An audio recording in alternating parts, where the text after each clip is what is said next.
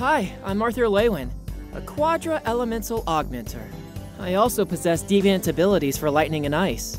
I have a dragon beast will and familiar. You might know me better as the protagonist, and a Gary Stu harem magnet. I've been separated from my family for the past 3 years, and I've spent all that time training with Grandpa Viren and Tess. Who knows what's in store for me today? I suppose I'll find out!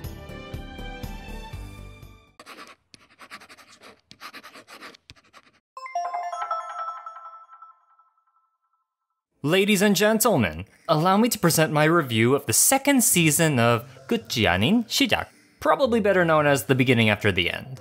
Admittedly, I think it's a bad title, but then again, I'm also of the opinion that it's better off being called The Legend of King Arthur. I mean, there can't possibly be any confusion with any other epic narratives of the sort, right? Now that I've gotten my gripes out of the way, I think now would be a good time to mention that if you haven't seen the first video covering Season 1 for context, I highly recommend you go do that first and then come back to this one. I'll wait. It's not like I have anything better to do in this state of suspended animation. Right. So if you're sticking around, I assume you're either caught up with the series via the webtoon itself or my last video. Needless to say, there will be spoilers up ahead. You have been warned. Oh, and a heads up, reviewing the entirety of Season 2 in one sitting would be rather exhausting for both my audience and I. Therefore, I have opted to split up the Season 2 review into 2 separate videos. And so, without further ado, on to the review. When last we left our dear protagonist, Arthur Lewin, he was to train with our elderly elf mentor Virian for 5 years while waiting for the teleportation gate to become available. Turns out, both Arthur and Tessia have aged rather nicely and still share a close relationship. In case you've forgotten, this is a world of humans, elves, and dwarves. But, if you really stop and think about it, having some of the land's inhabitants be elves or dwarves is more or less inconsequential. I think the author was planning to set up some issues regarding racism in future arcs, but it's never really that developed. You could have easily just made everyone human and the narrative more or less does not change. Thankfully, the magic system does have a lot going for it, and most of the characters tend to adhere to the magical rules of the world. Most.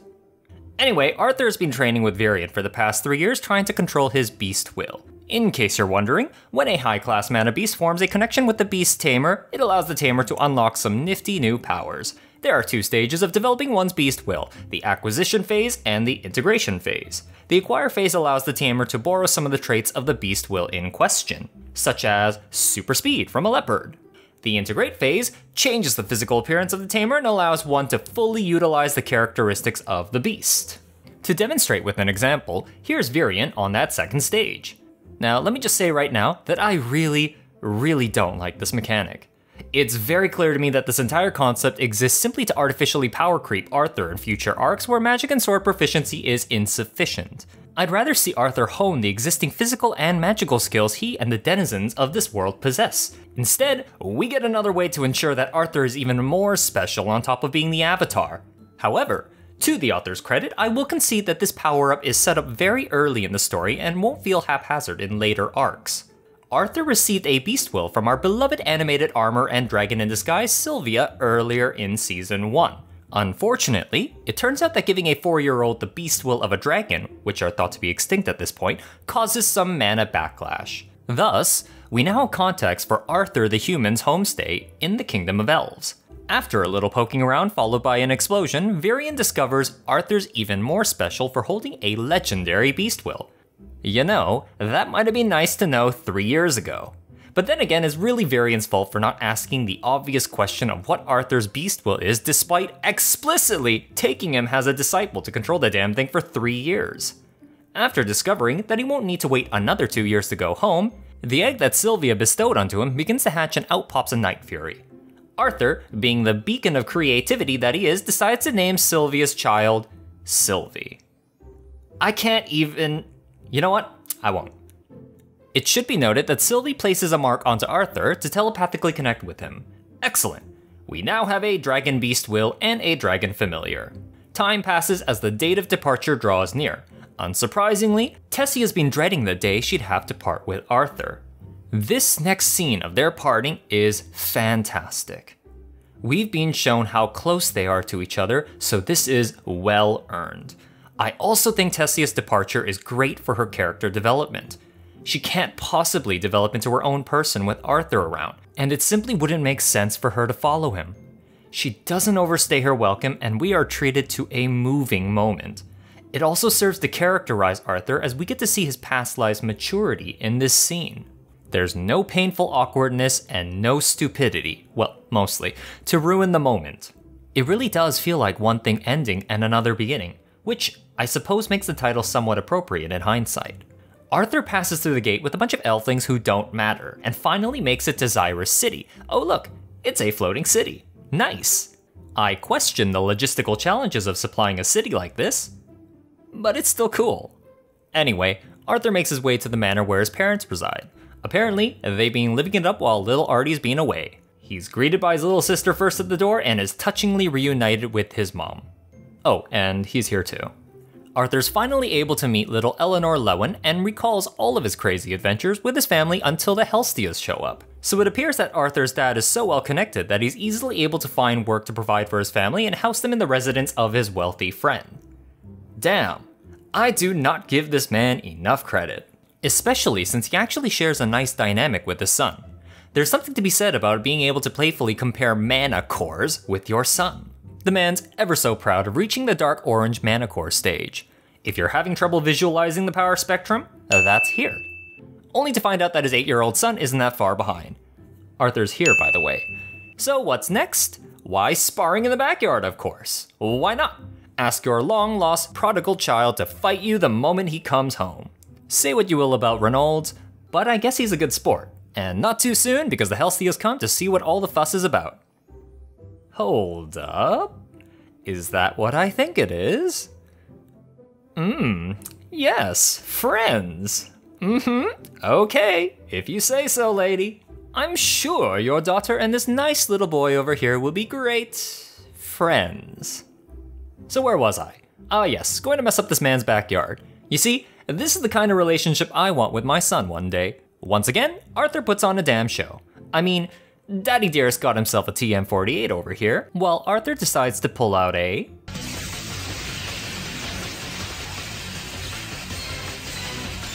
You know, to let all them naysayers know that he's a lightning deviant. Just flex on his dad a bit while he's at it as well.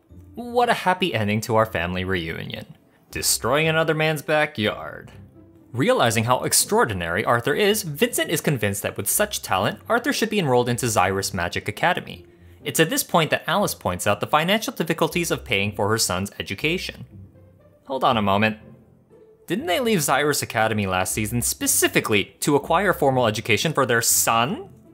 I don't understand.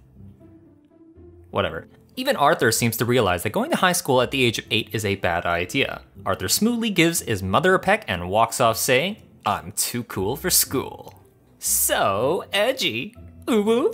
Fortunately, the story slows down a bit as we get to see Arthur spend some quality time with his sister and mother. He even gets a haircut. But if I might be so inclined to say, I'm having a hard time seeing the difference. But all in all, it's a nice little series of events that establishes a connection, albeit a brief one, with his little sister Eleanor. We're given a little scene towards developing Lilia and her insecurities. But you know, these small moments won't last very long because the moment he gets home, he comes face to face with the Xyrus Academy director Cynthia Goodsky. Apparently, Vincent is so well connected that he's able to call up a legendary figure on demand to make a home visit. And so, without so much as a thought for dinner, Arthur puts on a damn demonstration of how awesome he is. Only this time, he's using earth and air bending. Cynthia is very impressed, and just for funsies, she concusses an 8-year-old boy with Sound Deviant's magic. It's at this point that everyone's confused as to why Arthur just suddenly started using earth and wind magic when just the other day he demonstrated fire and lightning proficiency, to which Aang reveals that he's the Avatar. As such, everyone loses their minds and marvel at Arthur's awesomeness. While Goodsky over here wants to enroll Arthur into Xyrus Academy as soon as possible, Artie over here decides to put that on hold and live out every boy and man-child's fantasy career of being an adventurer. Of course, he hasn't told his parents yet. Alice is obviously not happy about her son living the thug life, and I find it really amusing how Renault here is trying to be reasonable. But she does have a point, you know. This kid just returned home and he's already making plans to leave again. After suggesting that having a chaperone from the Twin Horns would be a good idea, remember them by the way, Arthur commissions Vincent to acquire some gear he'll need for his life as a murder hobo in exchange for unlocking the secret of bending for his daughter. Now, I'm going to stop here and unpack a few things from what we just covered. What, you thought I was actually going to do the entirety of Season 2 in this one video? Well, sorry to say it, but the editing alone would break me. Nope, you all get to wait a little longer before we get to the juicier stuff. We've been introduced to a few more characters, but the only one that currently matters is Lilia Helstia. Eleanor is a normal 3-year-old, so there's nothing there to develop yet. Vincent is just Arthur's gopher, Cynthia Goodsky really only just makes an appearance and preludes the Academy arc. And finally, last and definitely the least, Tabitha is the waitress delivering her daughter on a silver plate. So now that we got that out of the way, let's talk about Lilia. I think she's the most tragic character the series has created so far. When you stop and think about it, her very existence is to shed light on the struggles of not being one of the chosen few. Despite coming from a wealthy family, she suffers from deep-seated insecurities of not being able to wield magic. This world, like ours, is one of have and have not. However, unlike money or influence, magic affinity typically doesn't change and it governs your social status. This is a fascinating concept as we can see another dimension added to factors that affect one's social mobility. This also isn't really something that we can further develop with our demigod protagonist, which is why the author addressed the issue with the Helstias, specifically with the daughter. Her disdain for students of Xyrus Magic Academy is pretty apparent from her conversation with Arthur. It also really doesn't help that Arthur is the avatar and living in her house. And her envy towards Arthur's ability to wield magic is palpable. Her plight is interesting because she has everything. A loving family, wealth, influence, but not the one thing this world values above all else. To add insult to injury, after asking how Arthur became so strong, she's told that he was just born that way. That isn't really the sort of thing that would comfort anyone, Alice! After all this, you want to know what's even more tragic? Is that Arthur finds a way to unlock Lilia's magic potential. And you're probably wondering, why is this so tragic? See how happy her mom is? See how happy her dad is? See how relieved and hopeful Lilia is? And yes, I do agree. But you want to know what I see? I see a harem candidate who has already completed her character arc and lost all plot relevance. Yes, she's lost all agency but still has to exist in this narrative somehow. If this crazy story was a little bit more grounded, then Lilia is probably the best partner Arthur could ever reasonably hope for. Instead, this poor girl is going to fade into the background and all of you readers and viewers watching my video won't even care. So yeah, tragic. On a final note, we get to see Arthur at his best in this season. He's made his priorities very clear: to gain power to protect his family from any threats, and influence to keep them safe from any machinations in the shadows. He even brazenly makes demands to Cynthia Goodsky, and just expects her to make it happen. The kids even got Vincent running around and gathering stuff for him. Last I checked, his family were tenants living in Vincent's house via his goodwill. And yet, all of this is actually in character for Arthur. We've been told he was a king in his past life, we're now seeing him act like one. He's confident, knows what he wants, and maneuvers to ensure his success. It also helps that his farewell with Tessia was spectacularly handled. You ever seen an 8-year-old say their farewells? Usually involves a lot of tears. And snot. Nope, not Arthur. This is how a real man confronts separation from a loved one. Sure as hell beats skirting around that awkward issue by getting knocked out and carted off to your next waifu. Thanks for watching this video, dearest viewers. If you liked the video, please consider liking and subscribing to the channel. I'm hoping to finish up Season 2 in the next video soon. I have 3 more planned videos after that to cover Season 3 and the first half of Season 4. As you can see, I'll be spending a lot of time on this series. Unless you all want me to stop. Or I get a real job again. Or I die. Well, Weebtooner, signing off.